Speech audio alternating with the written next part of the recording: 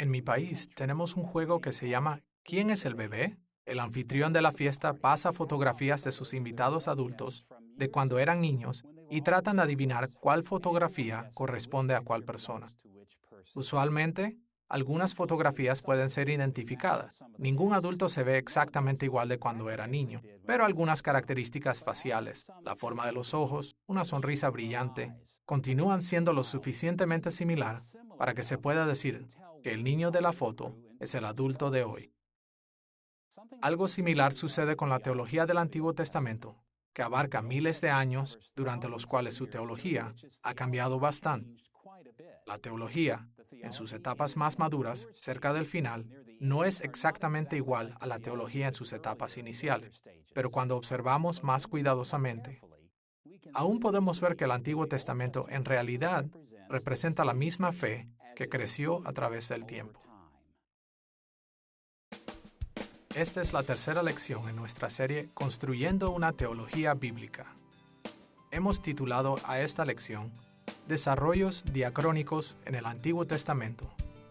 En esta lección, veremos que la teología bíblica se enfoca en cómo la teología del Antiguo Testamento se desarrolló con el paso del tiempo. En nuestras lecciones anteriores, vimos que los cristianos han usado tres estrategias principales para entender las Escrituras. El análisis literario, observando la Biblia como un retrato diseñado para transmitir ciertas perspectivas. El análisis temático, observando la Biblia como un espejo que refleja preguntas tradicionales o contemporáneas.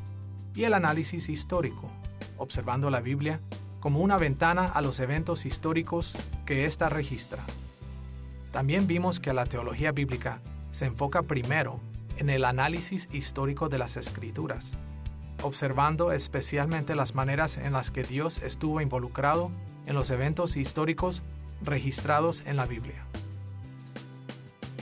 Por esta razón, definimos la disciplina de teología bíblica en este sentido.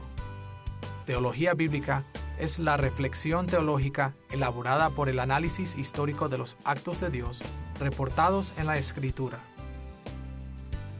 La teología bíblica se enfoca en los relatos de las Escrituras de las actividades de Dios en la historia y extrae deducciones para la teología cristiana desde estos eventos. En la lección pasada, vimos cómo los teólogos bíblicos crean la síntesis sincrónica de la teología del Antiguo Testamento mediante la observación de periodos de historia como unidades sincrónicas de tiempo, y mediante el discernimiento de las estructuras teológicas que resultan de la intersección de los actos y palabras divinas de revelación durante estos periodos. En esta lección, dirigiremos nuestra atención a una segunda preocupación importante que los teólogos bíblicos tienen con la teología del Antiguo Testamento, llamada desarrollo diacrónico, las maneras en que las estructuras teológicas crecieron o se desarrollaron a través del tiempo. Para explorar este punto, tocaremos tres temas principales. Primero, obtendremos una orientación básica hacia el desarrollo diacrónico.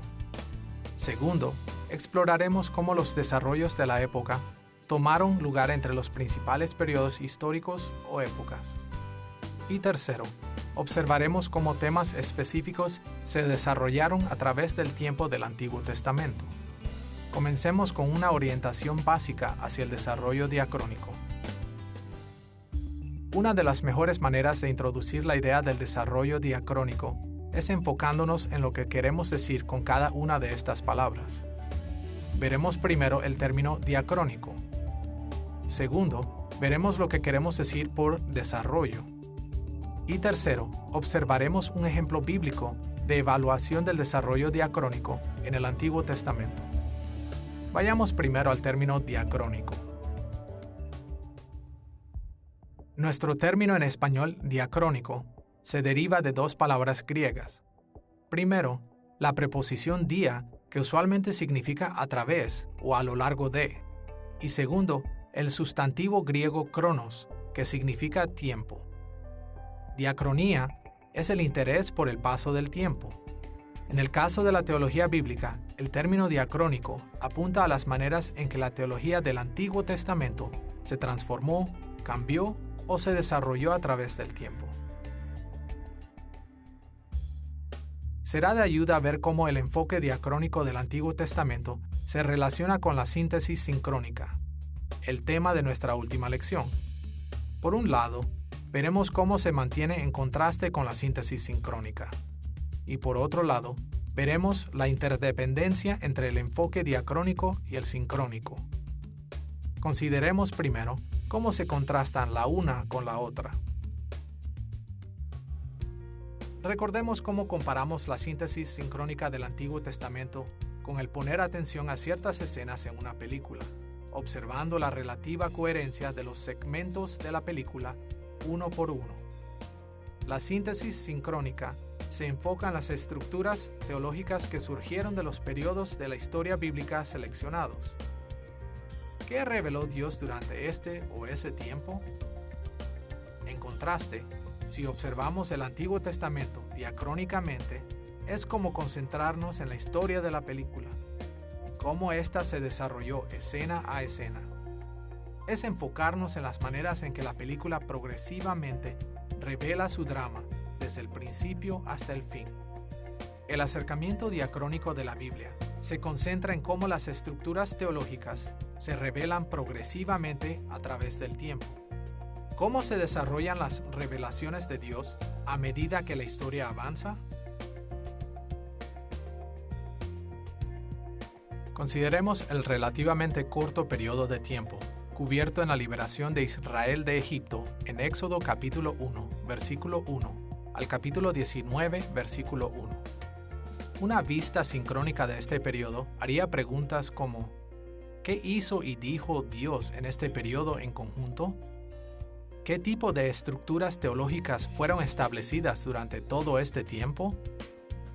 Un enfoque diacrónico, sin embargo, se preocupa más con los cambios que ocurrieron entre las estructuras teológicas. Hace preguntas como: ¿qué cambios ocurrieron en la teología cuando Dios actuó y habló de diferentes maneras durante este periodo de tiempo? ¿Qué desarrollos teológicos tuvieron lugar desde la niñez de Moisés hasta su llamado en la zarza ardiendo? ¿Cómo la revelación de Dios en la zarza ardiendo anticipó su trabajo en Egipto? Estas y otras preguntas similares han sido de gran importancia en el enfoque diacrónico para esta parte del Antiguo Testamento. Ahora, tan diferentes como los enfoques diacrónicos y sincrónicos pueden ser, también son altamente interdependientes. De hecho, no es posible llevar a cabo cualquiera de los enfoques sin el otro. Por esta razón, cuando los teólogos bíblicos trabajan con las Escrituras, usan tanto el enfoque sincrónico como el diacrónico en diversas maneras. Consideremos cómo debemos alternar entre los enfoques sincrónicos y diacrónicos al expandir nuestra visión de cortos periodos de tiempo a largos periodos. Para comenzar, algunos análisis diacrónicos pueden preceder síntesis sincrónicas muy cortas.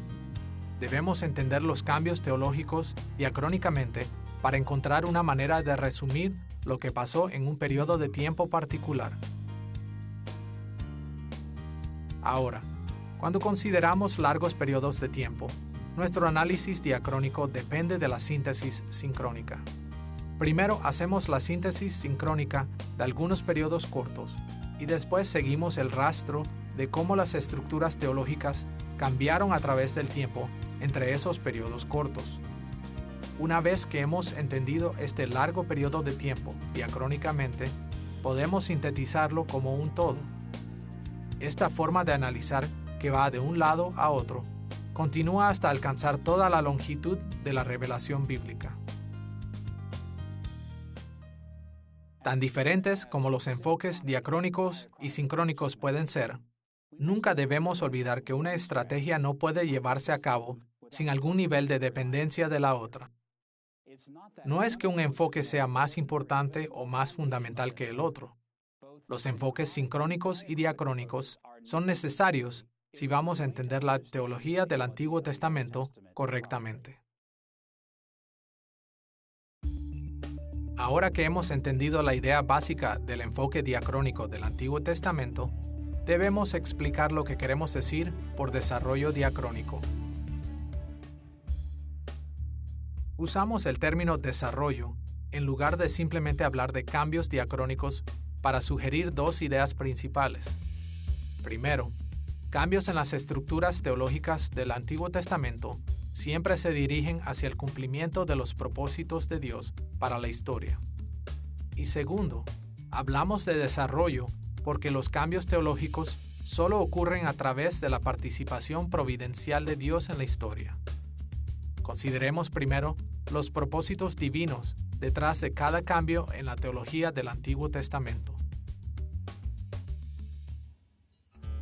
De un extremo al otro, las Escrituras afirman que todo en la historia, incluyendo cambios en la teología, siempre logran sin falla los propósitos de Dios para su creación.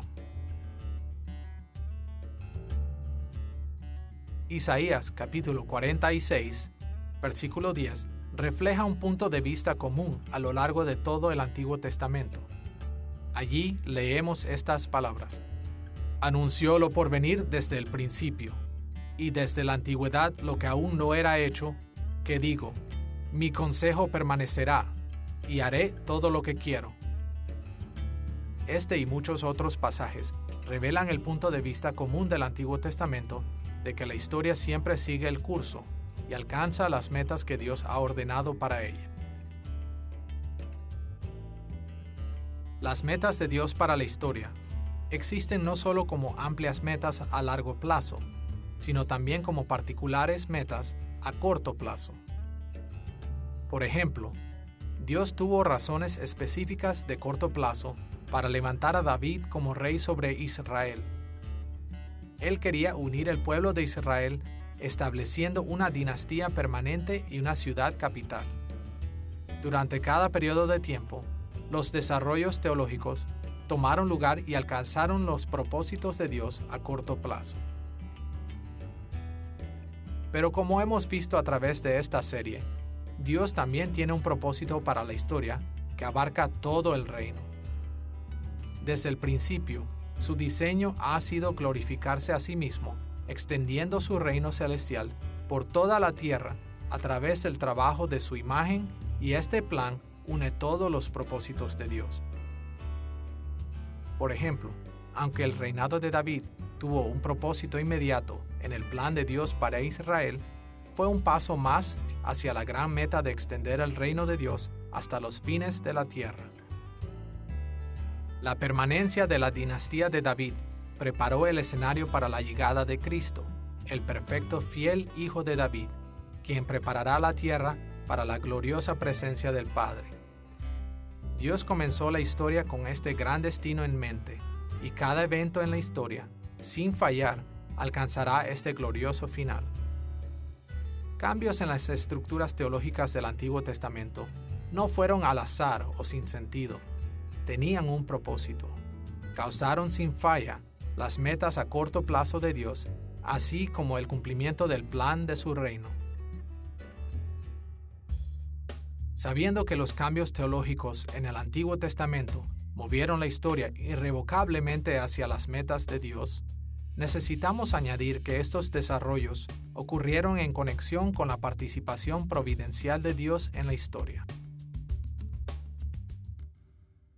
Cuando no ponemos atención a los detalles, el desarrollo teológico del Antiguo Testamento a menudo parece como un camino visto a distancia. Cuando estamos lejos de los detalles, el camino de los cambios teológicos se ve liso y derecho. Pero cuando nos acercamos a ver, nos damos cuenta que el camino del Antiguo Testamento está en realidad lleno de pendientes inclinadas, rápidos descensos y vueltas cerradas hacia la izquierda y la derecha.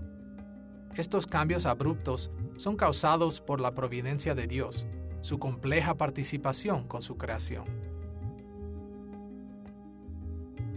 Sin duda alguna, algunas revelaciones divinas estaban conectadas a circunstancias históricas de maneras que podríamos esperar. Por ejemplo, Dios mandó a Moisés construir un tabernáculo transportable porque los israelitas necesitaban adorarlo mientras viajaban hacia la tierra prometida. Al mismo tiempo, algunos desarrollos teológicos que tomaron lugar en el Antiguo Testamento a menudo nos parecen extraños o inexplicables. La única explicación que podríamos tener con certeza es que Dios simplemente quiso que estos cambios teológicos tomaran lugar. Tomemos, por ejemplo, muchas de las prácticas ceremoniales que Dios requería de Israel en el Antiguo Testamento. Dios ordenó muchas prácticas para hacer a su pueblo un pueblo santo.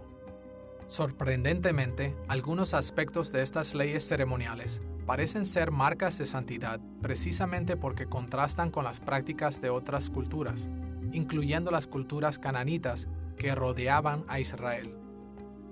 Pero otras marcas de santidad eran muy similares a las prácticas de otras culturas, incluyendo los cananitas. En efecto, algunas veces Dios mandó a los israelitas a ser diferentes, y otras veces Él les mandó a hacer cosas en manera muy similar a sus vecinos. ¿Por qué la revelación de Dios hizo esto? ¿Cuál fue la razón de estas diferencias en su revelación? Aunque podemos hacer algunos avances en entender esto, al final simplemente no sabemos por qué. La única cosa que sabemos con certeza es que Dios determinó por su revelación el desarrollo en estas maneras. Un tercer tipo de desarrollo teológico resulta cuando Dios respondió a las opciones que hicieron los seres humanos y otras criaturas con voluntad propia. Por ejemplo, la historia de Israel estaba plagada con errores humanos que llevaron a Dios a revelarse a sí mismo en maneras que causaron desarrollos teológicos particulares. Por nombrar algunos, Dios ofreció a la primera generación del Éxodo la posesión de la tierra prometida, pero su infidelidad los llevó a su rechazo. Los profetas de Dios ofrecieron a Israel la oportunidad de arrepentirse y evitar su juicio, pero la continua rebelión de Israel movió a Dios a enviarlos al exilio. Por supuesto, ninguno de estos cambios humanos estaban fuera del soberano control de Dios.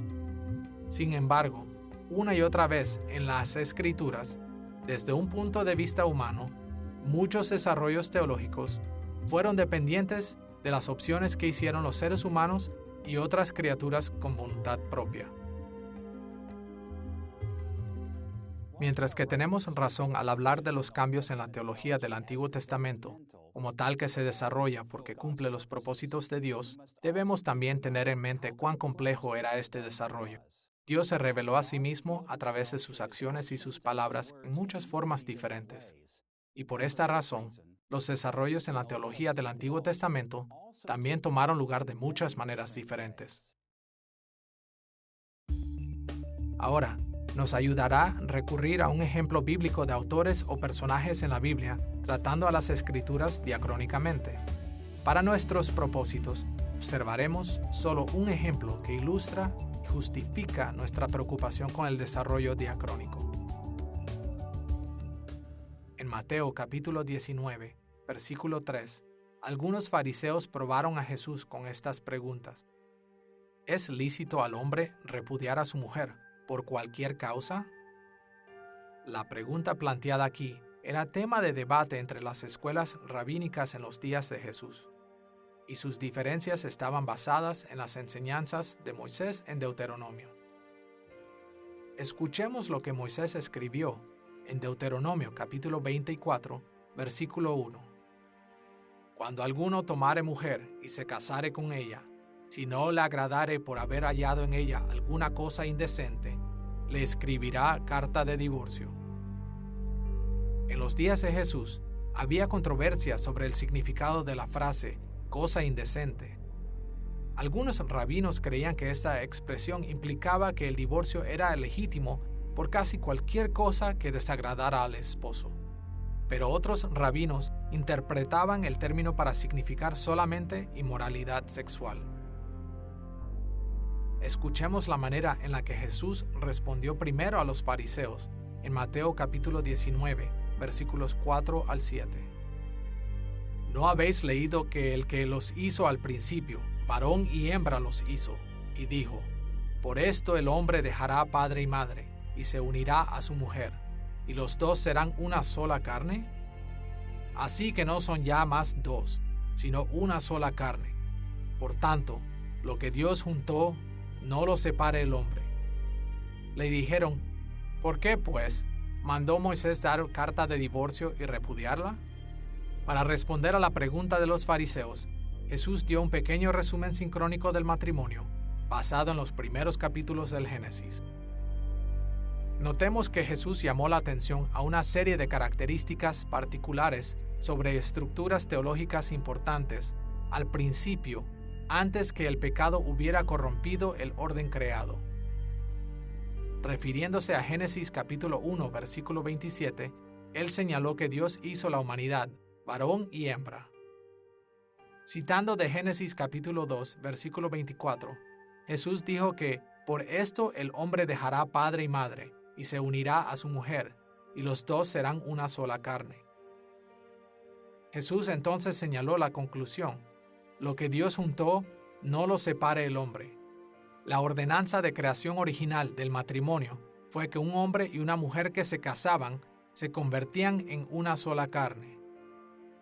Después de que Jesús describió la perspectiva teológica sobre el matrimonio en el momento de la creación, los fariseos le preguntaron explícitamente sobre Deuteronomio capítulo 24. Escuchemos lo que ellos dijeron en Mateo capítulo 19, versículo 7. ¿Por qué, pues, mandó Moisés dar carta de divorcio y repudiarla?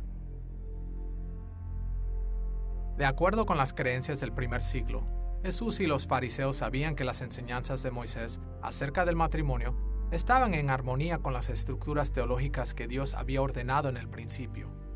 Entonces, ¿cómo pudo Jesús defender lo que acaba de decir a la luz de lo que Moisés había dicho acerca del divorcio? En respuesta, Jesús explicó que un importante desarrollo diacrónico, un cambio teológico, había tomado lugar entre el tiempo de la creación y el periodo de Moisés. Como él dijo en Mateo capítulo 19, versículo 8, por la dureza de vuestro corazón, Moisés os permitió repudiar a vuestras mujeres, mas al principio no fue así. Aquí Jesús señaló que para el tiempo en que Moisés dio sus leyes, Dios ya había reaccionado al pecado humano, cambiando la teología del matrimonio en ciertas maneras. Observando las Escrituras diacrónicamente, él comparó el tiempo de Moisés con los días de Adán, diciendo, mas al principio no fue así, reconociendo que en el tiempo de Moisés, el corazón de los israelitas se había endurecido. Así que, Jesús concluyó que Dios respondió a esta condición humana permitiendo el divorcio por ciertas razones, aun y cuando esto no era lo ideal para Dios. La ley de Deuteronomio capítulo 24 fue una regulación permisiva de Dios en respuesta a la dureza del corazón de Israel. La evaluación diacrónica de Jesús sobre el matrimonio y el divorcio le llevaron a elaborar una visión muy restrictiva de las causas del divorcio. Como leemos en Mateo capítulo 19, versículo 9, y yo os digo que cualquiera que repudia a su mujer, salvo por causa de fornicación, y se casa con otra, adultera. Así vemos que Jesús entendía el matrimonio y el divorcio a la luz del desarrollo diacrónico de la teología en el Antiguo Testamento. Al principio, el divorcio era impensable. Después, cuando el pecado había endurecido los corazones del pueblo de Dios, el divorcio era permitido, pero no aprobado.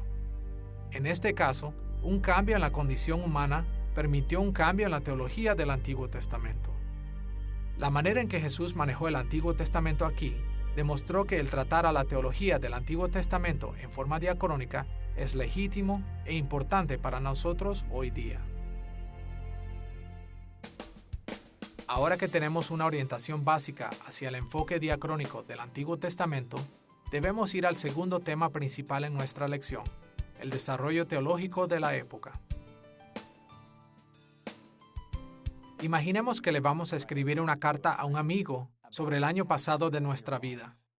Una de las estrategias que podríamos adoptar sería explicar cómo los factores importantes en nuestra vida se juntaron de cierta manera que dividieron el año en periodos distinguibles. Por ejemplo, podríamos escribir como la vida familiar, la vida en la iglesia, e incluso nuestra condición espiritual interior cambió cada mes del año. Los párrafos de la carta podrían comenzar más o menos así. Esto es lo que ocurrió en enero.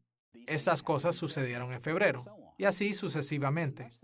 De la misma manera, los teólogos bíblicos a menudo describen el desarrollo de la teología del Antiguo Testamento en términos de las formas en que las revelaciones de Dios dividen la historia en grandes periodos o épocas. Para explorar los desarrollos de la época de la teología del Antiguo Testamento, tocaremos dos temas. Primero, veremos los diversos énfasis teológicos de las diferentes épocas en el Antiguo Testamento. Y segundo, exploraremos la unidad orgánica de la teología entre las épocas. Veamos primero las formas en que el Antiguo Testamento se divide en épocas que tenían énfasis teológicos particulares. Hay muchas maneras de dividir la historia del Antiguo Testamento en grandes periodos teológicos. Podemos enfocarnos en divisiones geográficas. Podemos dividir el Antiguo Testamento en términos de sus divisiones literarias.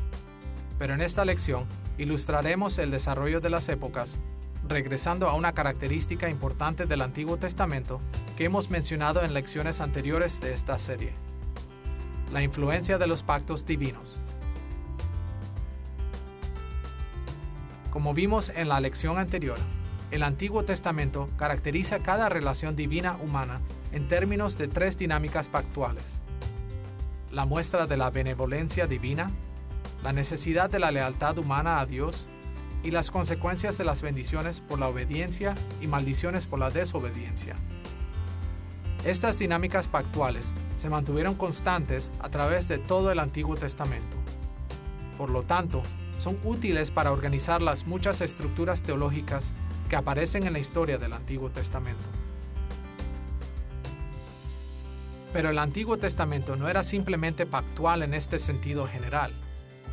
Hubo 6 ocasiones en las que Dios estableció pactos importantes con un énfasis teológico distintivo: los pactos con Adán, Noé, Abraham, Moisés, David y el Nuevo Pacto.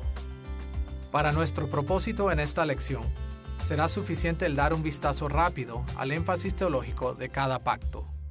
Los 6 pactos del Antiguo Testamento caen en 3 categorías principales. Primero, los pactos universales con Adán y Noé.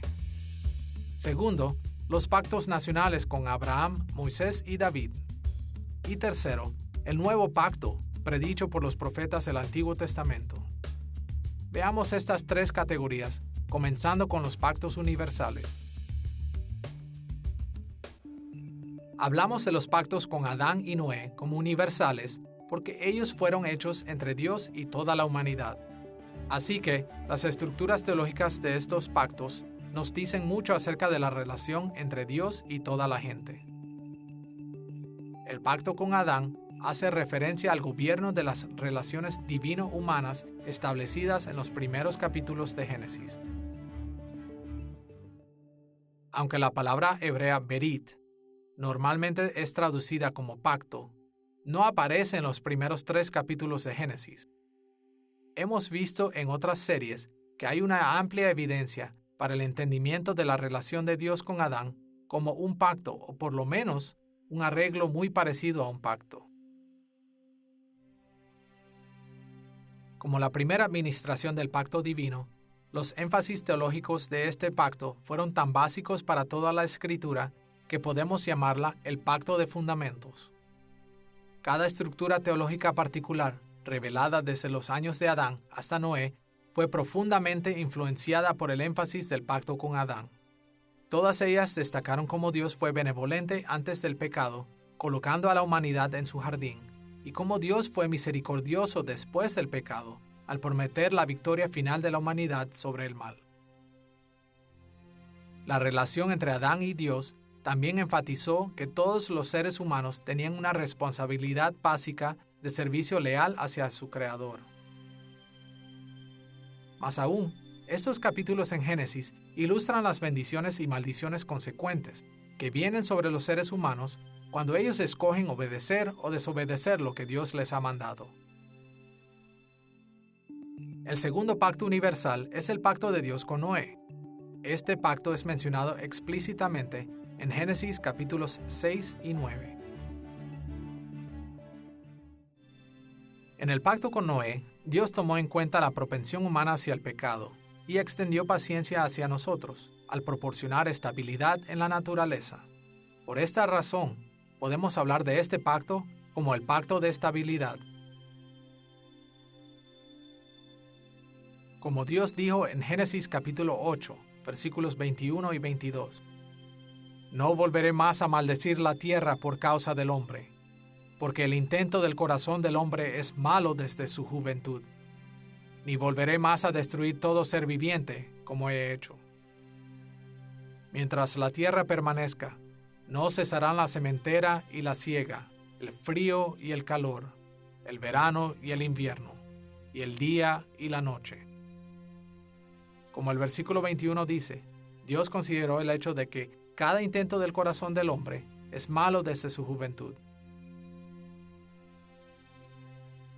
Así que, en respuesta al persistente pecado de la humanidad, Dios estableció una estrategia a largo plazo, extendiendo la gracia común de un nuevo orden en la naturaleza, para que la humanidad redimida pudiera cumplir sus propósitos.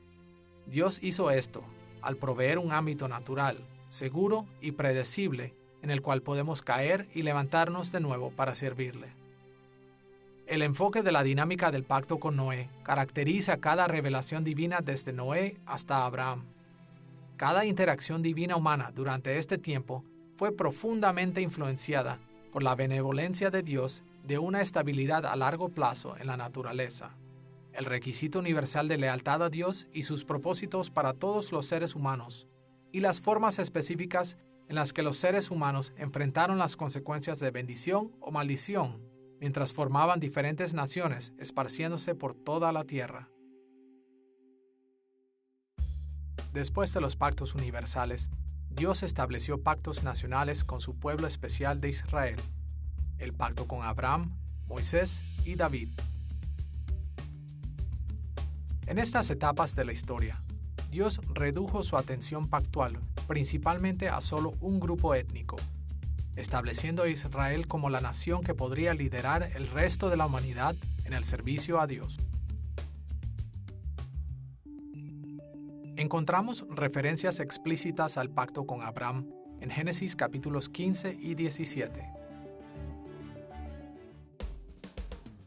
El pacto con Abraham enfatizó las promesas del incremento numérico de Israel y la posesión de la tierra prometida, desde la cual Israel tenía que esparcir las bendiciones de Dios a todo el mundo. Y por esta razón, el pacto con Abraham puede ser caracterizado como el pacto de la promesa. Cuando estudiamos el tramo de tiempo entre Abraham y Moisés, encontramos que el énfasis del pacto de Dios con Abraham marcó el periodo entero.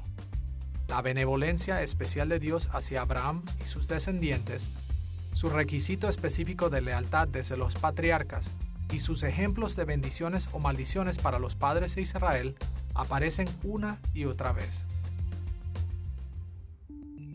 Dios hizo un segundo pacto con Israel a través de Moisés cuando él los trajo al monte Sinaí.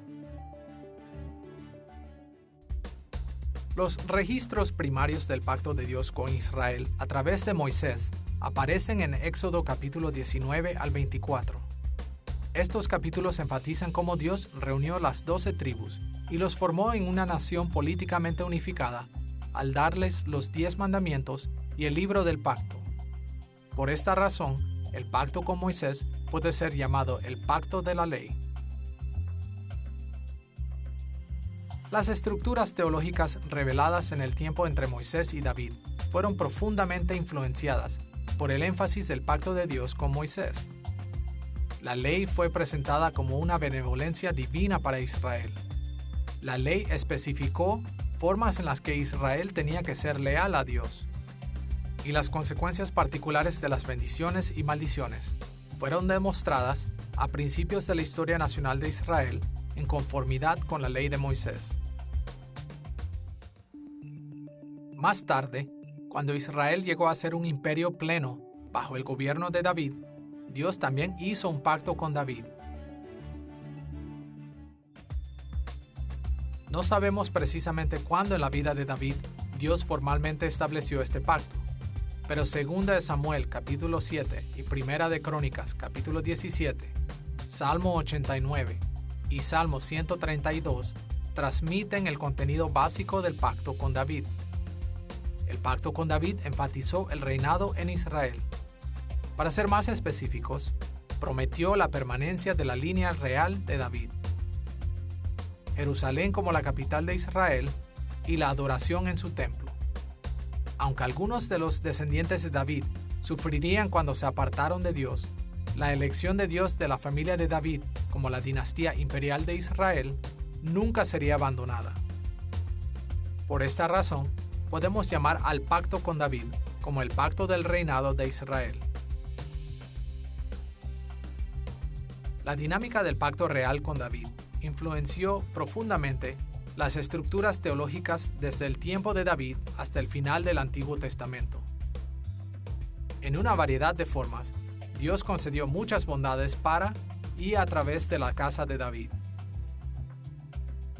Él requirió lealtad de los reyes davídicos y de la nación bajo su autoridad, y las consecuencias de las bendiciones y maldiciones para Israel y aún para otras naciones estaban directa o indirectamente vinculadas a la línea real de David. Con el énfasis de los pactos universales y nacionales en mente, debemos observar el nuevo pacto, el último pacto principal mencionado en el Antiguo Testamento. Al final de la historia del Antiguo Testamento, los profetas de Israel enfrentaron el tiempo cuando Israel fue al exilio. Ellos hablaron, sin embargo, de un pacto que se establecería después del exilio. En ese momento, Israel se arrepentiría de su pecado y Dios traerá la historia a su etapa final y decisiva. Y junto con estas bendiciones, los profetas dijeron que Dios haría un pacto final con su pueblo. Este pacto climático es mencionado en muchos lugares en la Biblia, pero escuchemos cómo en Jeremías capítulo 31, versículo 31, se habla directamente del nuevo pacto. He aquí que vienen días, dice Jehová, en los cuales haré nuevo pacto con la casa de Israel y con la casa de Judá. El nuevo pacto fue diseñado para gobernar al pueblo de Dios cuando Dios cumpliera sus promesas para restablecer a su pueblo después del exilio y extender su reino a través de ellos hasta lo último de la tierra. Y por esta razón, podemos hablar del nuevo pacto como el pacto de cumplimiento. En lecciones futuras, veremos más de cerca el nuevo pacto. En este momento, solamente resumiremos cómo se desarrolló. El Nuevo Testamento nos dice que esta etapa del cumplimiento fue inaugurada con la primera venida de Cristo. Su trabajo de redención en la cruz, la victoria de su resurrección, su ascensión, el derramamiento del Espíritu Santo en el Pentecostés y el trabajo de los apóstoles, todos estos eventos iniciaron esta nueva época en la historia bíblica. En nuestros días, vivimos la continuación del nuevo pacto mientras la fe en Cristo se extiende por todos los rincones de la tierra a través del Evangelio. Y veremos la consumación del nuevo pacto cuando Jesús regrese y renueve toda su creación. El nuevo pacto caracteriza cada estructura teológica particular desde la primera venida de Cristo hasta su regreso glorioso. La benevolencia de Dios en este punto de la historia fue más grande que nunca antes, ya que trabajó a través de Cristo, derramando el Espíritu Santo y ministrando a través de los apóstoles.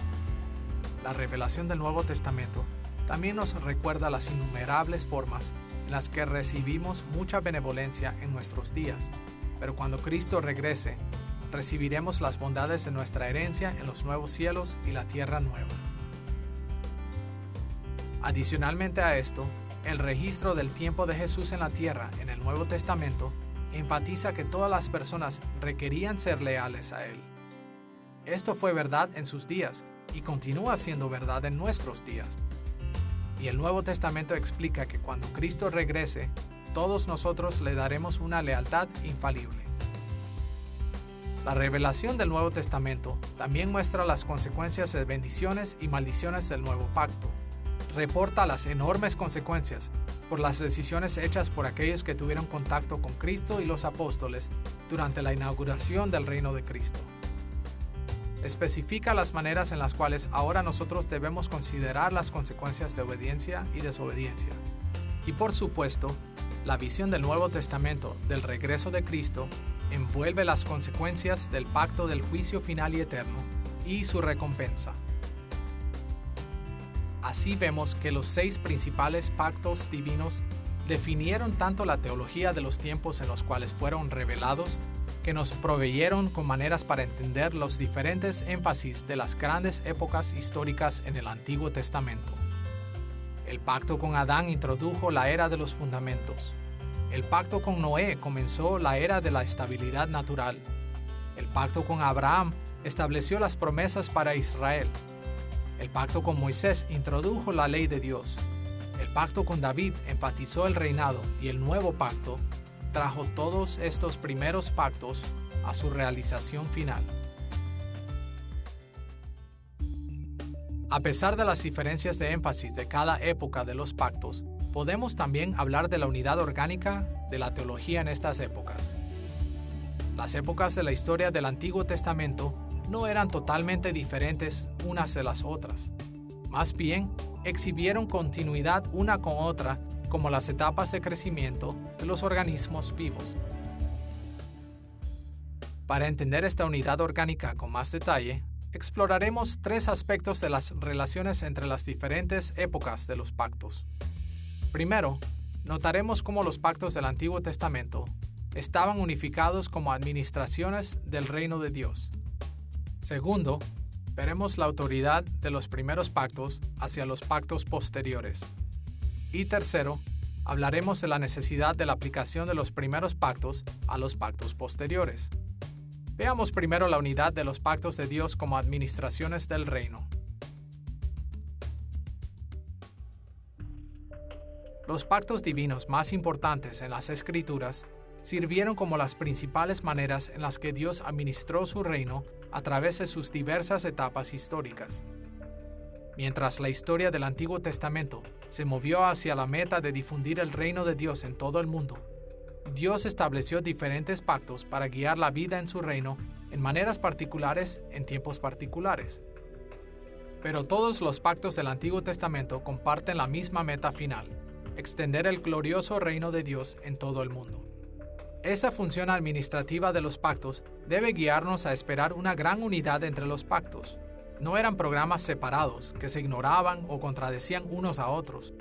Estaban inseparablemente conectados unos a otros por su propósito principal del reino. De hecho, el orden en que los pactos del Antiguo Testamento aparecen revela su unidad. El pacto con Adán estableció los conceptos fundamentales de la meta del reino de Dios y el servicio de la humanidad en alcanzar esta meta. El pacto con Noé estableció la estabilidad natural como la plataforma en la cual la humanidad caída podría tener la oportunidad de alcanzar la meta del reino de Dios.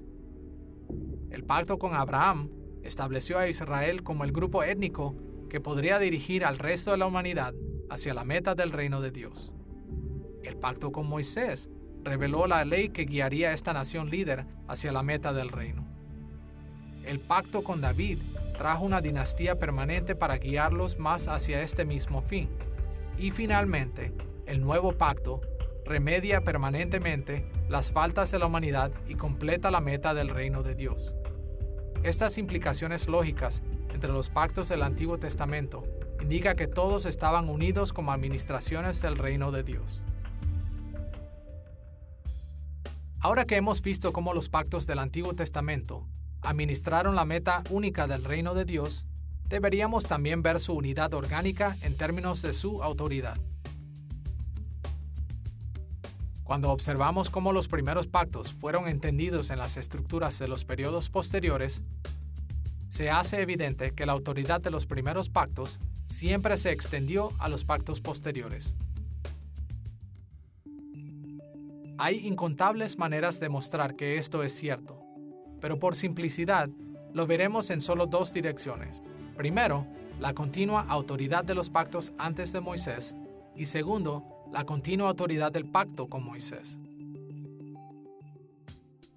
Cuando vemos cómo Moisés manejó los pactos divinos que vinieron antes de él, puede haber poca duda de que él los considerara autoritativos para sus propios días. Consideremos el libro de Génesis, donde Moisés escribió acerca de los pactos con Adán, Noé y Abraham. Estos tres pactos fueron establecidos mucho antes que los días de Moisés, pero él escribió acerca de ellos en Génesis para afirmar su autoridad para los israelitas que vivían en sus días. Moisés no creía que los primeros pactos con Adán, Noé y Abraham habían sido reemplazados o anulados. Él escribió acerca de ellos como lo hizo en el Génesis porque él creía que tenían autoridad sobre las vidas de los israelitas bajo el pacto de la ley establecido en el Sinaí. Los primeros pactos aún tenían autoridad para guiar las vidas de las personas que vivían en los últimos tiempos de Moisés. En segundo lugar, cuando consideramos el pacto con Moisés en sí mismo, es también evidente que éste tiene una continua autoridad después de su tiempo. Por ejemplo, escuchemos la manera en que Salomón habló del pacto con David y el pacto con Moisés juntos en 2 de Crónicas, capítulo 6, versículo 16. Ahora pues, Jehová Dios de Israel, cumple a tu siervo David mi padre lo que le has prometido, diciendo: no faltará de ti varón delante de mí, que se siente en el trono de Israel, con tal que tus hijos guarden su camino, andando en mi ley. En este pasaje, Salomón se refiere primero al pacto del reinado con David, cuando él dijo que a David: no faltará de ti varón delante de mí, que se siente en el trono de Israel. Pero notemos que tan fácilmente Salomón hizo transición al pacto con Moisés. Él agregó que los hijos de David reinarán con tal que tus hijos guarden su camino, andando en mi ley. Las palabras de Salomón aquí demuestran que la ley de Moisés se mantenía autoritativa para el pueblo de Dios, aún después del establecimiento del pacto con David. Ahora, en un momento vamos a agregar algunas calificaciones de lo que hemos visto, pero estos ejemplos indican que los pactos posteriores del Antiguo Testamento no disminuyeron la autoridad que Dios había revelado en los primeros pactos. Por el contrario, las estructuras teológicas de las épocas de los primeros pactos tenían perdurable autoridad en las épocas posteriores. Ahora, tan importante como es el reconocer la autoridad perdurable en los primeros pactos, debemos reconocer que el extender la teología de los primeros pactos en los periodos posteriores siempre requirió de una aplicación cuidadosa. Los principios de las primeras épocas tenían que ser aplicadas en maneras que fueran apropiadas para los tiempos posteriores. Pensemos en esto de la siguiente manera. Cada padre sabe que cuando le damos instrucciones a un niño, deben ser instrucciones apropiadas para su edad. Por ejemplo, la mayoría de nosotros le diríamos a un niño de 4 años: no toques la estufa. Pero imaginemos que una mañana le pedimos a nuestra hija de 18 años que nos prepare el desayuno y ella dice: no puedo, me dijiste que no tocara la estufa. ¿Cómo le responderíamos?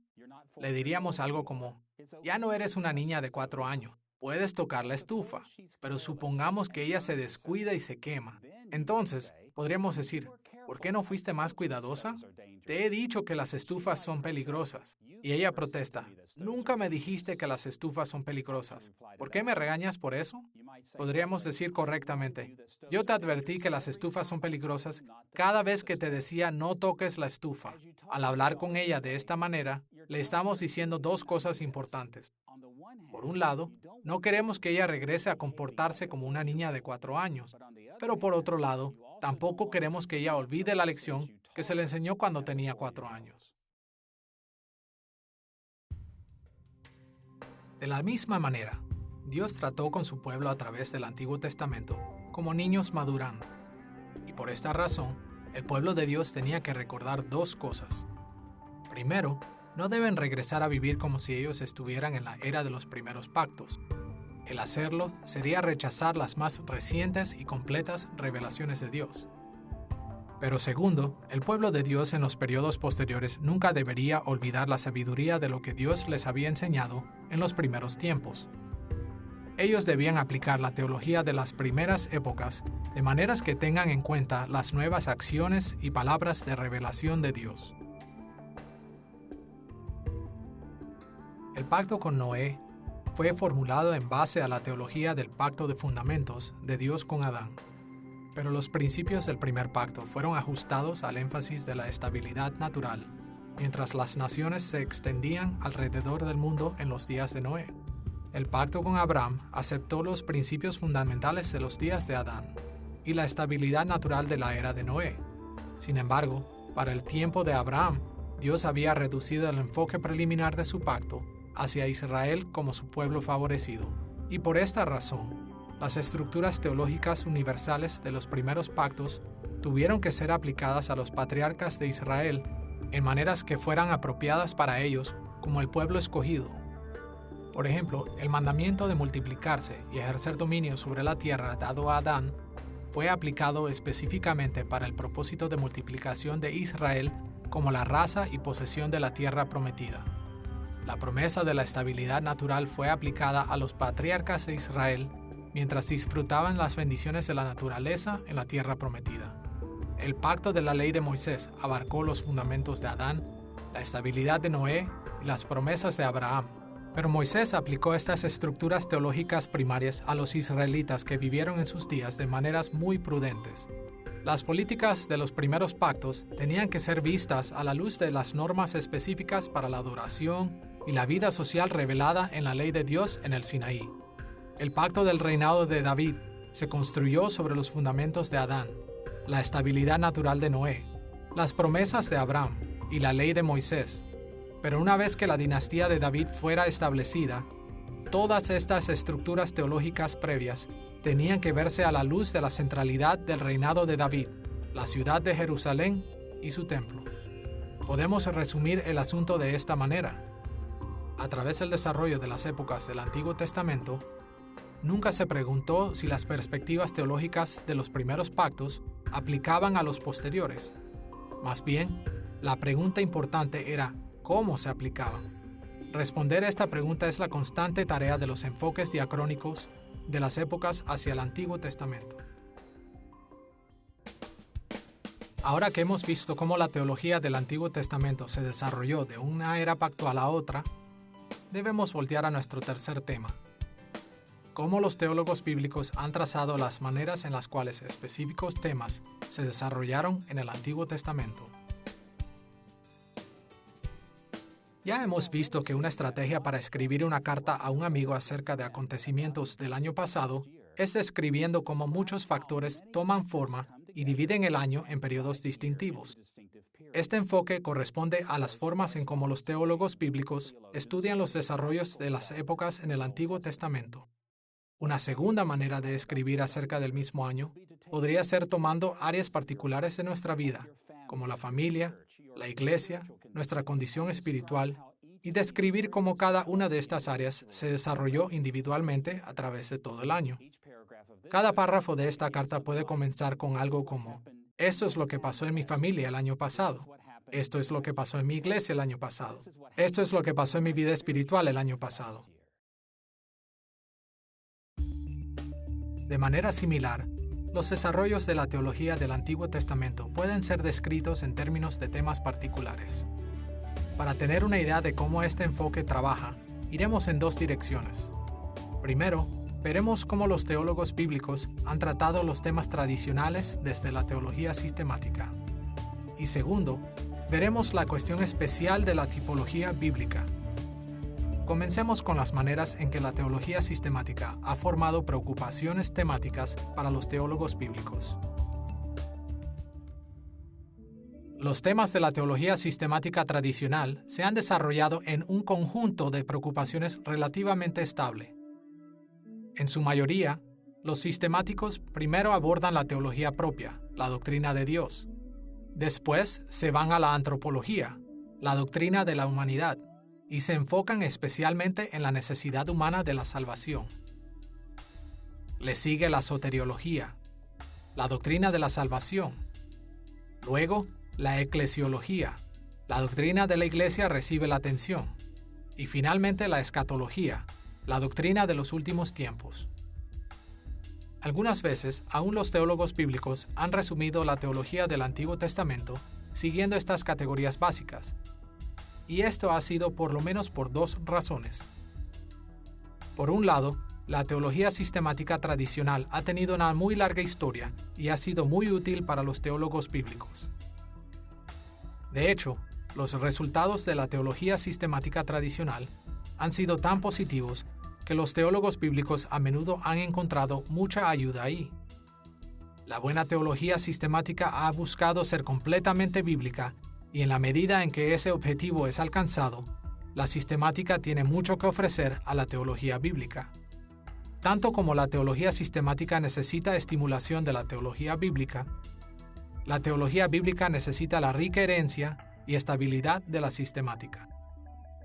Por otro lado, los temas de la teología sistemática a menudo han sido adaptados en la teología bíblica diacrónica porque muchos evangélicos han creído que el propósito de la teología bíblica es proveer información exegética a la sistemática. En una lección anterior, vimos que a pesar de las diferencias, hombres influyentes como Charles Hodge, Benjamin B. Warfield y Gerhardus Voss vieron a la teología bíblica como la manera en que las escrituras son aplicadas hacia la teología sistemática. Como resultado, la teología bíblica a menudo es considerada no como un fin en sí misma, sino como un medio para el desarrollo de una teología sistemática que es fiel a las escrituras. Por estas razones, es casi imposible para los teólogos bíblicos librarse completamente de la teología sistemática al explorar el desarrollo de temas particulares en el Antiguo Testamento. Y aun cuando ellos han introducido nuevos puntos de vista derivados del estudio de las Escrituras, la teología sistemática ha guiado sus debates en formas importantes. Los teólogos bíblicos han explorado el Antiguo Testamento en términos de la teología propia, antropología, soteriología, eclesiología y escatología. Pero cuando los teólogos bíblicos se preocupan por los desarrollos diacrónicos, hacen estas preguntas particulares acerca de este tema. ¿Cómo esta doctrina se desarrolló o maduró a través de la historia de los cambios teológicos en el Antiguo Testamento? Por ejemplo, un teólogo bíblico puede explorar la teología propia, pero en lugar de concentrarse en la doctrina de la eterna Trinidad, como en la sistemática tradicional, el teólogo bíblico vería los actos y palabras de revelación distintivas acerca de Dios durante diferentes periodos en el Antiguo Testamento, siempre siendo cuidadosos de no violar la revelación posterior, pero también teniendo cuidado de no leer la revelación posterior en los periodos anteriores. Un teólogo bíblico podría preguntar, ¿qué reveló Dios acerca de sí mismo en el tiempo de Adán? ¿Qué reveló Dios acerca de sí mismo en el tiempo de Noé? ¿Cuál era la doctrina de Dios de Moisés? Y así sucesivamente. Mientras Dios actuó y habló en la historia, Él reveló más de sí mismo. Por esta razón, la doctrina de Dios desarrolló a lo largo ciertas líneas en la historia del Antiguo Testamento. De manera similar, los teólogos bíblicos han trazado cómo los aspectos de la antropología, la soteriología, la eclesiología y la escatología se desarrollaron también a través del Antiguo Testamento. ¿Cómo desarrolló el Antiguo Testamento una perspectiva en la condición de la humanidad? ¿Cómo mostró el camino a la salvación un paso a la vez? ¿Cómo resuelve el Antiguo Testamento el tema del pueblo de Dios en diferentes periodos? ¿Cómo se desarrolló progresivamente una perspectiva en los últimos días? Mientras los teólogos bíblicos se han enfocado en cada uno de estos temas tradicionales, a menudo han descubierto nuevos conocimientos que habían pasado por alto en la sistemática tradicional. A veces, han descubierto formas en que la teología sistemática debería ser corregida por la teología bíblica. Ahora que tenemos un entendimiento de cómo los desarrollos temáticos en la teología bíblica se relacionan con la teología sistemática, debemos ver un segundo aspecto del desarrollo temático en el Antiguo Testamento. Tenemos en mente aquí una cuestión diacrónica especial frecuentemente llamada tipología bíblica. Cuando los pastores y maestros cristianos hablan acerca de esto o aquello, siendo un tipo de algo más, Usualmente ellos se refieren a aspectos del Antiguo Testamento como tipos de Cristo o algún otro aspecto de la fe cristiana. Y a menudo nos preguntamos a nosotros mismos, ¿cómo llegaron a esta tipología? ¿Cómo la justifican? Y de hecho podríamos preguntar, ¿qué es exactamente un tipo? Hay tantos malos entendidos de la tipología bíblica que no es extraño que surjan este tipo de preguntas. Para explorar la tipología en la teología bíblica del Antiguo Testamento, tocaremos 3 diferentes temas. Primero, definiremos lo que queremos decir por el término tipología bíblica. Segundo, veremos 5 importantes características de la tipología. Y tercero, exploraremos el proceso de identificación de tipologías. Veamos primero la definición de tipología bíblica. El término tipología es usado en una variedad de formas en otras disciplinas como la ciencia y estudios literarios. Nuestro interés en esta lección, sin embargo, es con la idea de la tipología en la teología bíblica. En un sentido amplio, la teología bíblica aplica el término tipología a cualquier desarrollo diacrónico de temas en la teología del Antiguo Testamento. Cada rastro de las etapas históricas de un tema forma una tipología en el sentido general de la palabra. En ocasiones, los teólogos bíblicos hablarán de la tipología de la doctrina de Dios o la tipología de la adoración, y simplemente significa que estas son las formas en que estos temas se desarrollaron en la Biblia. Pero en su mayoría, los teólogos bíblicos modernos han usado el término tipología mucho más restrictivamente. Podemos resumir este significado especial de esta manera. Tipología bíblica es el estudio de desarrollos diacrónicos entre las estructuras teológicas estrechamente asociadas con personas, instituciones y eventos importantes en las Escrituras. De manera básica, podemos decir que la tipología es el estudio de tipos. La palabra tipo se deriva de la palabra griega tupos, que es usada 15 veces en el Nuevo Testamento. En 3 importantes pasajes, los escritores del Nuevo Testamento hablaron de estructuras teológicas particulares en el Antiguo Testamento como tipos de otras estructuras teológicas de fe en el Nuevo Testamento. Por ejemplo, escuchemos lo que el apóstol Pablo dijo acerca de Adán en Romanos capítulo 5, versículo 14. No obstante, reinó la muerte desde Adán hasta Moisés, aun en los que no pecaron a la manera de la transgresión de Adán, el cual es figura del que había de venir. Notemos aquí que Pablo declaró que Adán fue una figura del que había de venir. La palabra griega traducida como figura aquí es tupos. En el contexto más amplio, sabemos que el que había de venir es Cristo. Así, en este caso, Pablo observó que Adán era un tipo de Cristo. En 1 de Pedro capítulo 3, versículos 20 y 21, la contraparte del Nuevo Testamento a un tipo del Antiguo Testamento es designado el antitipo, donde leemos estas palabras. En los días de Noé, pocas personas, es decir, 8, fueron salvadas por agua. El bautismo que corresponde a esto ahora nos salva.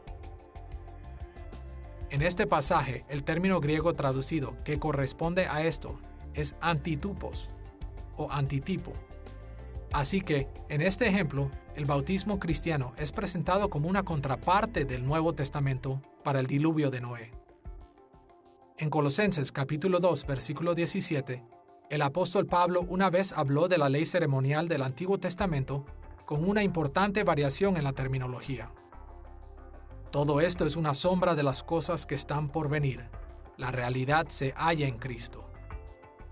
Aquí, Pablo habló de la ley ceremonial de Moisés como una sombra, skia en griego, y las cosas que están por venir, como la realidad que se halla en Cristo. De manera similar, el escritor de Hebreos también habló de tipos como sombras y antitipos como realidades. Muy frecuentemente, sin embargo, los escritores del Nuevo Testamento no usaron ninguna terminología especial cuando ellos señalaron tipologías bíblicas. Ellos simplemente vincularon o asociaron elementos particulares del Antiguo y Nuevo Testamento entre sí. Por ejemplo, escuchemos la manera en que Jesús habló de una conexión tipológica entre la serpiente de bronce de Moisés y el mismo en Juan capítulo 3, versículos 14 y 15. Y como Moisés levantó la serpiente en el desierto, así es necesario que el Hijo del Hombre sea levantado, para que todo aquel que en él cree no se pierda, mas tenga vida eterna. En este pasaje, Jesús comparó la serpiente de bronce con su crucifixión sin ninguna terminología especial. Pero podemos seguir diciendo que la serpiente fue un tipo de la crucifixión y que la crucifixión fue el antitipo de la serpiente. Con esta idea básica de la tipología en mente, debemos ver un número de características específicas de tipología que los teólogos bíblicos usualmente reconocen. Para nuestros propósitos, pondremos atención a 5 cuestiones. Primero, veremos cómo la tipología funciona como una figura de lenguaje. Segundo, nos enfocaremos en la variedad de elementos en las tipologías bíblicas. Tercero, señalaremos que las tipologías son comparaciones de estructuras teológicas. Cuarto, veremos cómo las tipologías representan desarrollos teológicos. Y quinto, llamaremos la atención al carácter consecutivo de muchas tipologías en la Biblia. Consideremos primero cómo las tipologías funcionan como figuras de lenguaje. A un nivel lingüístico, nos ayuda a ver la expresión de las tipologías en las Escrituras como una figura especial de lenguaje, o para ser más específicos, como una figura de comparación. Las cifras de comparación son formas indirectas de describir las cosas, comparándolas con otra cosa, al igual que hacemos con metáforas o símiles, analogías, etc. Podemos entender mucho sobre los mecanismos básicos de la tipología en la Biblia al verlos como una figura de comparación. Cada figura de comparación opera con 3 elementos principales: la imagen, que es el elemento que será comparado con el tema principal en vista, el tema, que es el principal elemento de interés, y los puntos de comparación entre los dos. Por ejemplo, pensemos acerca de esta sencilla comparación. Ese rascacielos es tan alto como una montaña. En esta oración, la imagen es la montaña. Este es el elemento que está siendo comparado con el tema principal. El tema principal es ese rascacielos, el edificio en vista. Y el punto explícito de comparación es que los dos son altos. Ahora, cuando usamos figuras de comparación, no siempre expresamos los 3 elementos explícitamente, pero la imagen, el tema y uno o más puntos de comparación deben ser implicados por cualquier figura de comparación para que la comunicación sea exitosa. Estos 3 elementos también aparecen explícita o implícitamente en la tipología bíblica. Primero, un tipo funciona como una imagen, un elemento que es comparado con el elemento principal de interés. Segundo, el antitipo es el tema, el elemento del cual el tipo es comparado. Y tercero, el tipo y el antitipo están ligados el uno al otro por uno o por más puntos de comparación. Por ejemplo, recordemos que en Romanos capítulo 5, versículo 14, el apóstol Pablo declaró que Adán fue una figura o tipo del que había de venir, ese es, Cristo. Así que en este caso, Adán es la imagen o tipo quien es comparado con Cristo, y Cristo es el tema o el antitipo. Los puntos de comparación entre Adán y Cristo son explicados en el mayor contexto de Romanos capítulo 5. Adán es un tipo de Cristo porque tanto las acciones de Adán como las acciones de Cristo tienen amplias repercusiones y efectos relacionados con las personas que se identificaron con ellos. Por un lado, aquellos identificados con Adán murieron, y por el otro lado, aquellos que se identificaron con Cristo recibieron vida eterna. Una segunda característica de la tipología bíblica es que los elementos comparados son muy variados. Las comparaciones son hechas entre diferentes tipos de cosas. Hay muchas maneras de clasificar los elementos que funcionan como tipos y antitipos, pero es de mucha ayuda al pensar en ellos en 3 grupos básicos. Tipos y antitipos pueden ser personas, instituciones o eventos importantes.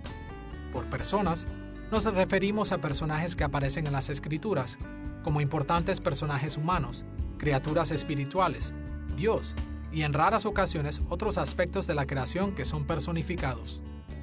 Por instituciones, Nos referimos a realidades históricas duraderas como propiedades importantes o lugares de importancia duradera, rituales, organizaciones, edificios importantes y cosas por el estilo. Y por eventos, nos referimos a sucesos históricos importantes, cosas que pasaron. Tipos y antitipos pueden consistir de cada combinación de estos tres elementos. Los ejemplos de la tipología del Nuevo Testamento que ya hemos mencionado reflejan un poco de esta variedad.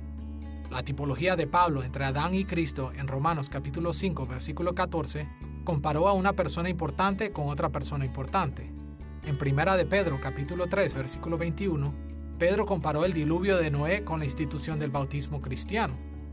En Juan capítulo 3, versículo 14, Jesús comparó el evento cuando Moisés levantó la serpiente de bronce con el evento de su propia crucifixión.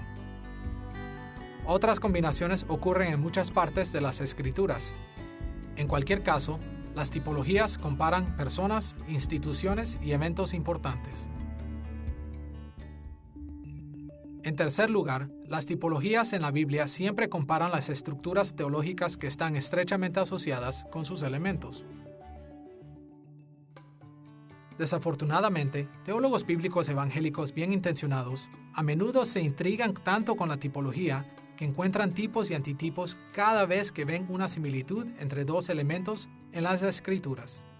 Pero sus comparaciones frecuentemente envuelven solo características coincidentes más que conexiones teológicas substanciales. Por ejemplo, Abraham tenía 2 manos, pero no hay razón alguna para pensar que Abraham era tipo de personajes bíblicos posteriores quienes también tenían 2 manos. El hecho de que las personas usaran túnicas en más de una ocasión en el Antiguo Testamento no indica que ellos eran tipos y antitipos de unos con otros. Estas comparaciones tratan con más que coincidencias históricas. En lugar de distraerse con tales comparaciones insignificantes, las tipologías bien fundadas consisten en comparaciones de importantes estructuras teológicas asociadas con sus elementos. Los elementos de las tipologías, personas, instituciones y eventos no son independientes en sus tipologías. Ellos sirven como sinécdoques, partes que representan ideas teológicas estrechamente asociadas. Cuando los escritores bíblicos mencionaron a personas, instituciones o eventos en forma particular como elementos de las tipologías, ellos tenían en mente las grandes estructuras teológicas que estos elementos representaban. Por ejemplo, consideremos otra vez el ejemplo que Pablo dio de Adán como un tipo de Cristo en Romanos capítulo 5, versículo 14. Pablo no comparó el hecho de que ambos hombres tenían cabello. Él no llamó la atención al hecho de que ambos tenían 2 ojos y 2 oídos. En cambio, Pablo señaló esta tipología porque él estaba comparando las importancias teológicas de Adán y Cristo. La comparación de Pablo estaba basada en la observación de que ambos hombres habían tenido un impacto enorme en el estatus de la gente identificada con ellos. Lo mismo puede decirse de la tipología de Pedro entre el diluvio de Noé y el bautismo cristiano en Primera de Pedro capítulo 3 versículos 20 y 21. El contexto general de la epístola de Pedro hace claro que él estaba preocupado por la importancia teológica del diluvio como la forma en la que Noé pasó del mundo del juicio divino a nuevo mundo bendecido por Dios. Y por supuesto, el bautismo cristiano está asociado con creencias similares, porque simboliza nuestro paso de un mundo destinado para juicio a la nueva creación en Cristo. Fue a este nivel que Pedro comparó las aguas de los días de Noé con las aguas del bautismo. Una cuarta característica de las tipologías en las Escrituras es que ellas siempre reflejan desarrollos teológicos diacrónicos. Cuando las Escrituras identifican tipos y antitipos, siempre pertenecen a diferentes periodos de tiempo en la historia, y así, ellas reflejan desarrollos teológicos diacrónicos entre esos periodos. For this reason, as with all figures of comparison, Por esta razón, como con todas las figuras de comparación, las tipologías incluyen tanto las similitudes como las diferencias entre sus elementos. Por un lado, somos capaces de ver similitudes. Ciertas personas, instituciones y eventos son tipos de personajes, instituciones y eventos futuros, porque su importancia teológica fue similar. Pero por otro lado, estos elementos comparables fueron también distintos. Nunca fueron exactamente iguales. Con el paso del tiempo, nuevas revelaciones toman lugar entre tipos y antitipos que causaron desarrollos en sus significados teológicos. Pensemos una vez más acerca de la tipología de Pablo en Romanos capítulo 5, versículo 14, donde el tipo es Adán y el antitipo es Cristo. Ahora, como hemos visto, Adán es teológicamente similar a Cristo en que los dos han tenido grandes efectos en la forma en que Dios vio a todos los que se identificaron con ellos. Pero también debemos notar que Pablo subrayó una muy importante diferencia entre ellos debido al desarrollo diacrónico. Escuchemos lo que él dijo en Romanos capítulo 5, versículo 15. Pero el don no fue como la transgresión, porque si por la transgresión de aquel uno murieron los muchos, abundaron mucho más para los muchos la gracia y el don de Dios por la gracia de un hombre, Jesucristo. Notemos aquí que Pablo no simplemente apuntó las similitudes entre Adán y Cristo. Él señaló una diferencia crucial entre ellos. Adán vivió en las primeras épocas de la historia de la Biblia, y sus actos de desobediencia introdujeron el pecado y muerte en la historia humana. Cristo, sin embargo, vivió en las últimas etapas de la historia bíblica, cuando los propósitos de redención de Dios fueron cumplidos. Como resultado, la obediencia de Cristo trajo vida eterna. Las diferencias entre Adán y Cristo fueron tan vitales para la tipología de Pablo como sus similitudes, y lo mismo es cierto para todas las tipologías. Otra característica de las tipologías es que frecuentemente aparecen en serie. En lugar de consistir en un solo tipo y antitipo, pueden implicar una serie de 3 o más elementos. Por ejemplo, consideremos la serie de tipologías de adoración en el Antiguo Testamento. En términos generales, debemos decir que en cada etapa, la adoración de los seres humanos en la tierra siempre imitó y reflejó la adoración angelical a Dios en los cielos. Pero la práctica de la adoración en la tierra se desarrolló históricamente y estos desarrollos históricos crearon series de tipologías. En primer lugar, la adoración comenzó en los días de Adán y Eva, cuando Dios los colocó en su jardín santo. Escuchemos el registro de Génesis, capítulo 2, versículo 15. Tomó pues Jehová Dios al hombre, y lo puso en el huerto de Edén, para que lo labrara y lo guardase. El lenguaje usado para describir el trabajo de Adán y Eva en el jardín es inusual. Aparece en otros lugares en el Pentateuco, como en Números capítulo 3, versículos 7 y 8, y capítulo 8, versículo 26, donde Moisés describió el servicio levítico en el tabernáculo. El uso del lenguaje de la adoración en el tabernáculo que utilizó Moisés para describir a Adán y a Eva en el jardín indica que Moisés vio una conexión tipológica entre el jardín del Edén y el tabernáculo. Esta tipología es confirmada por el hecho de que la arquitectura y la decoración del tabernáculo en sí mismo reflejaron el paraíso del jardín de Edén. La manera en la que Moisés describió las actividades de Adán y Eva en el jardín de Edén indica que las estructuras teológicas de adoración comenzaron con el jardín de Edén. Cuando la humanidad fue echada fuera del jardín, un desarrollo diacrónico en la adoración tomó lugar. Como los ejemplos de Abel, Set, Noé y Abraham lo indican, Dios llamó a su pueblo a que continuaran adorándole fuera del jardín, construyendo altares de adoración en diferentes lugares. Más tarde, cuando Dios sacó a Israel de Egipto e hizo un pacto con ellos en el Sinaí, otro importante desarrollo diacrónico tuvo lugar en la adoración. La adoración de Israel estaba centralizada en el tabernáculo alrededor del arca del pacto, el real estrado de los pies de Dios en la tierra. Una vez que Israel se estableció en la tierra, otro desarrollo diacrónico en la adoración tomó lugar. Dios llamó a su pueblo a transferir el arca del pacto y a adorarlo en la estructura permanente del templo en Jerusalén. Finalmente, después de que los babilonios destruyeron el templo de Salomón en Jerusalén, el profeta Ezequiel anunció una nueva revelación con respecto a la adoración. Él predijo que después del exilio, un templo aún más grande sería construido cuando el trono de David y Jerusalén fueran restaurados. No es de sorprender que durante los días de Zorobabel, Los profetas Ageo y Zacarías insistieron que aquellos que regresaran a la tierra prometida después del exilio deberían de construir un nuevo templo para la adoración de Dios. Así entonces, vemos una tipología consecutiva entre las varias estructuras teológicas de adoración, comenzando con el jardín de Edén y extendiéndose a los primeros altares antes de los días de Moisés, al tabernáculo de Moisés, al templo de Salomón y al templo de Zorobabel.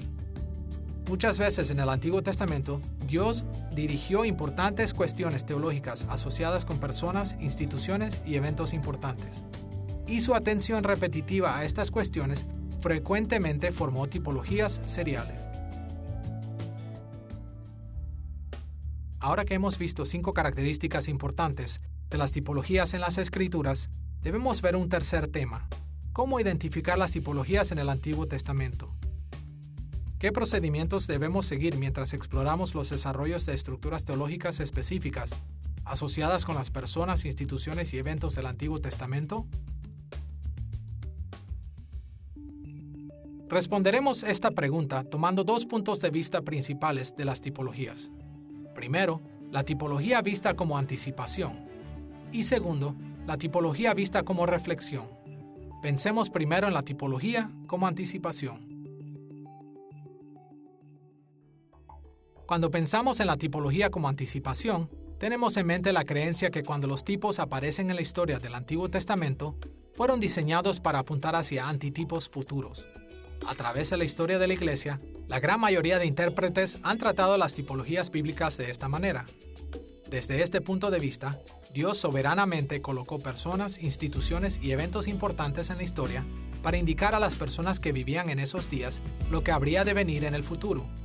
Esta perspectiva tradicional ha caracterizado la mayoría de los enfoques cristianos hacia la tipología, incluyendo las primeras décadas de la teología bíblica evangélica. Ahora, en nuestros días, muchos teólogos bíblicos han descartado este punto de vista anticipatorio tradicional en favor de un enfoque que a menudo es llamado intertextualidad. La intertextualidad trata las tipologías simplemente como fenómenos literarios, la forma en la que un texto bíblico trata a otro, en lugar de tratar las tipologías como realidades históricas arregladas por Dios para indicar qué había en el horizonte. Las tipologías bíblicas son reducidas a las maneras en que los últimos textos bíblicos manejan los primeros pasajes bíblicos para determinados fines teológicos. En contraste con esta reciente tendencia, los autores del Nuevo Testamento describieron la tipología como interactualidad. En otras palabras, los tipos eran realidades históricas que en realidad anticiparon realidades históricas futuras como sus antitipos. Como recordarán en Romanos capítulo 5, versículo 14, Pablo llamó a Adán la figura del que había de venir. Pablo escribió acerca del Adán histórico, no solo del texto en Génesis, como simbolización del Cristo histórico. De manera similar, en Colosenses capítulo 2, versículo 17, Pablo identificó el tipo de la ley ceremonial del Antiguo Testamento como sombra de lo que ha de venir. Su metáfora de la sombra sugiere que las ceremonias del Antiguo Testamento resultaron de las realidades en Cristo derramando sus sombras en realidades históricas del pasado. Siguiendo a los testigos del Nuevo Testamento, podemos afirmar que en su providencia, Dios arregló la historia de manera que las primeras personas, instituciones y eventos anticiparon o anunciaron a las personas, instituciones y eventos posteriores. Una pregunta que usualmente surge al reafirmar este punto de vista anticipado es esta: ¿fueron capaces las personas que vivían en el Antiguo Testamento de entender el futuro que los tipos señalaban? ¿Fueron capaces los personajes y escritores del Antiguo Testamento de saber lo que los antitipos eran en el futuro solo al observar los tipos de sus días? En parte, debemos responder que sí. En primer lugar, no podemos descartar que algunas veces Dios dio revelaciones específicas y especiales a gente que les permitió tener un conocimiento previo. Por ejemplo, quizás los profetas y otras figuras principales del Antiguo Testamento fueron capaces de ver en cierta medida cómo los tipos anticiparon los futuros antitipos. En segundo lugar, algunas veces las personas que vivieron en los días de los tipos fueron capaces de anticipar los futuros antitipos aplicando los medios más comunes, muy a menudo, los tipos en el Antiguo Testamento eran asociados con estructuras teológicas cuyos desarrollos futuros Dios ya había revelado. Es decir, Dios había indicado las formas en que ciertas estructuras teológicas avanzarían hacia un fin mayor. En la medida en que los primeros tipos fueron asociados con estas futuras realidades previas, estas indican qué clase de futuros antitipos podrán esperarse. Por ejemplo, como hemos dicho a través de esta serie, en Génesis capítulo 1, versículo 28, Dios reveló el destino final de la tierra a Adán y a Eva cuando Él les mandó que extendieran el paraíso del jardín del Edén a toda la tierra, multiplicándose y teniendo dominio sobre la tierra.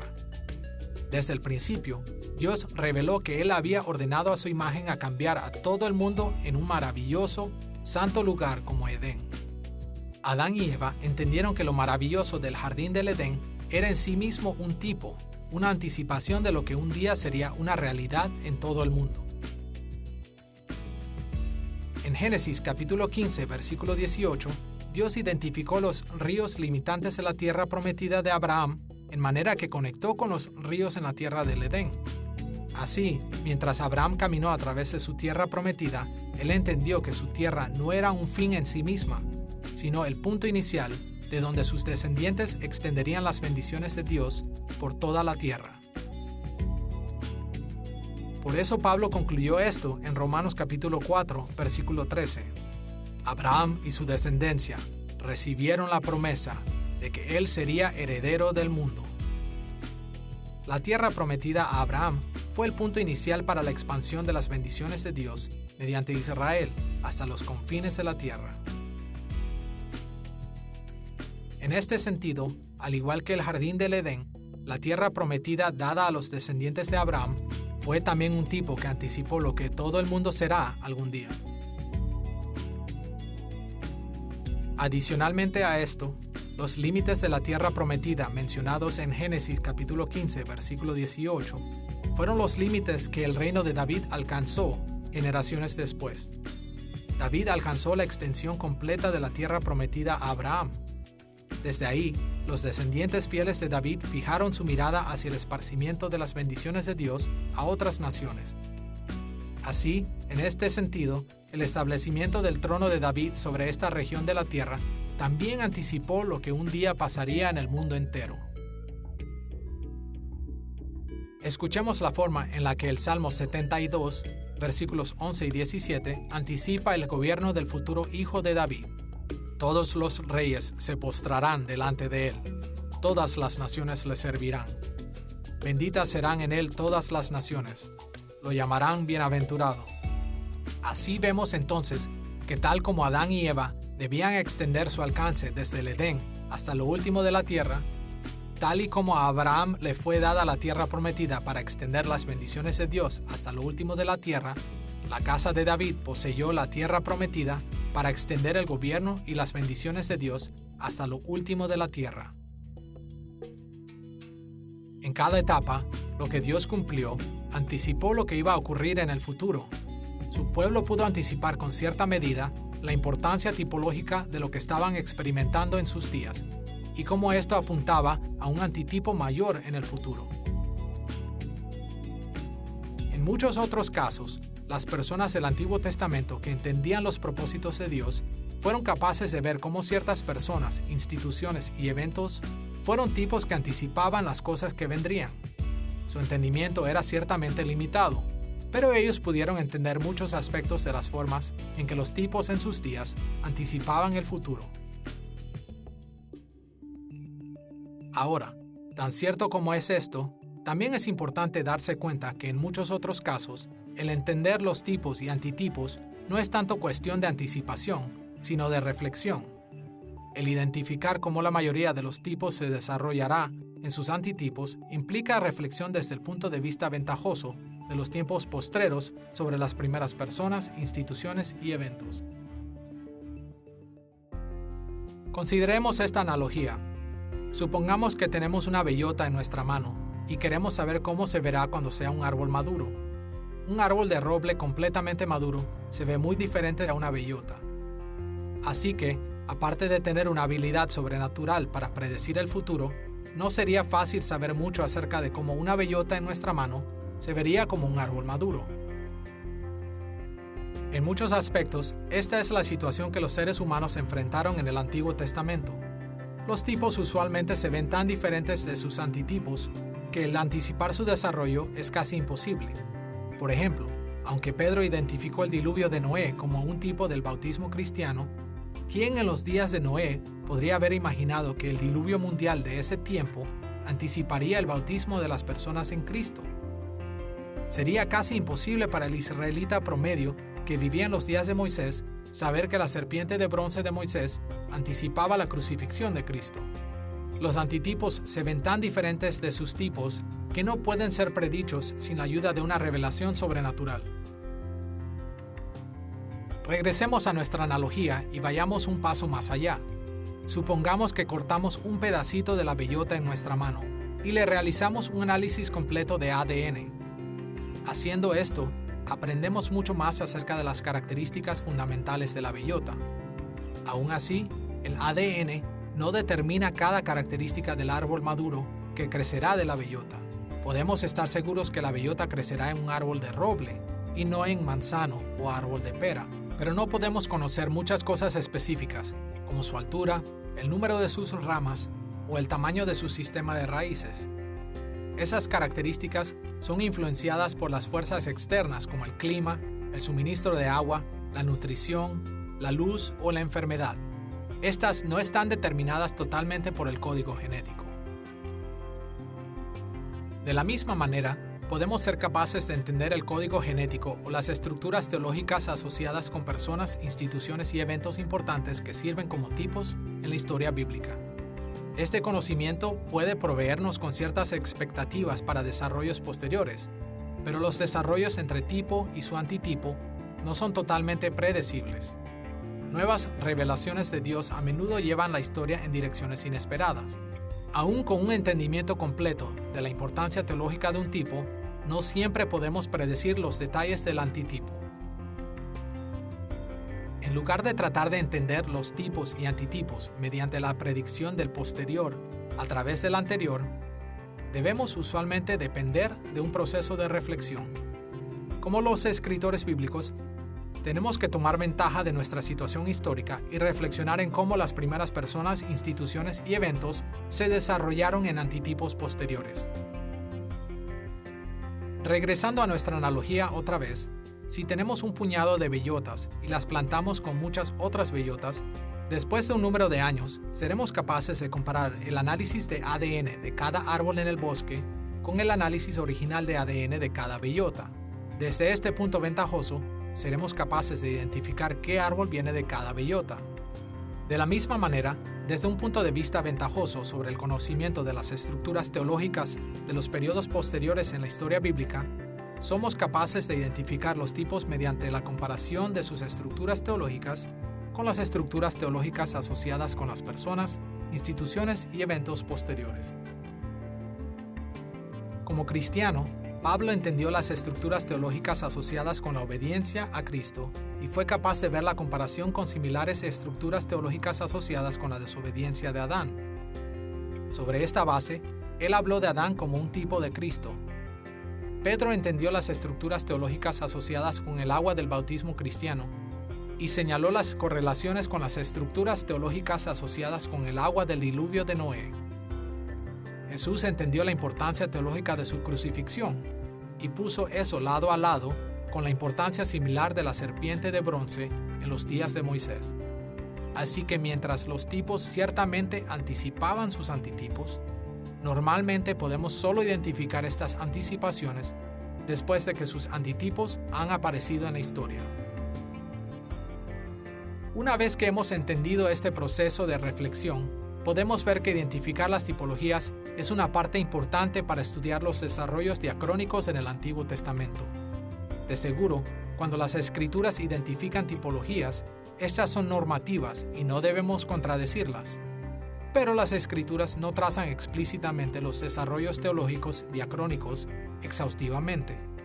Al explorar la completa gama de teología en el Antiguo Testamento, los teólogos bíblicos deben aprender la importancia teológica de personas, instituciones y eventos en las revelaciones posteriores y entonces identificar sus anticipaciones en los primeros periodos de revelación. De esta manera, ellos pueden ver cómo la teología del Antiguo Testamento se desarrolló con el tiempo. En esta lección hemos examinado los desarrollos diacrónicos en el Antiguo Testamento. Hemos ganado una orientación básica hacia los enfoques diacrónicos o de desarrollo histórico de la teología del Antiguo Testamento. Hemos visto cómo la teología del Antiguo Testamento progresó en épocas o etapas históricas. Y hemos explorado los desarrollos de temas específicos en la teología del Antiguo Testamento. Muchas cosas más pueden ser dichas acerca de los desarrollos diacrónicos en el Antiguo Testamento, pero entender lo que hemos presentado en esta lección proporcionará un fundamento sólido para una mayor investigación en las maneras en que la teología se desarrolló desde los primeros días del Génesis hasta los últimos días del Antiguo Testamento.